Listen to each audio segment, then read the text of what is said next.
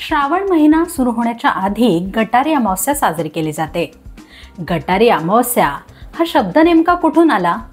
पूर्वीपासूनच हा शब्द वापरात होता का? हे जाणून घेण्यासाठी हा व्हिडिओ शेवटपर्यंत पहा आणि हिंदुस्तान पोस्टला लाईक, शेअर आणि सबस्क्राईब करायला विसरू नका। तर या आषाढ अमावस्येला दीप अमावस्या किंवा गतहारी अमावस्या असंही म्हटलं जातं। गतहारी या शब्दाचा अपभ्रंश होऊन लोक पुढे गटारी अमावस्या असा शब्द वापरू लागले। गत म्हणजे गेलेला किंवा जुना असा अर्थ होतो। आपण सध्या घेत असलेला तामसिक आहार थांबवून पुढे श्रावण महिन्यामध्ये सात्विक आहाराचं सेवन करावं असा उद्देश यामागे आहे। आता श्रावण महिन्यामध्ये सात्विक आहार का घ्यावा असा प्रश्न तुम्हाला पडला असेल।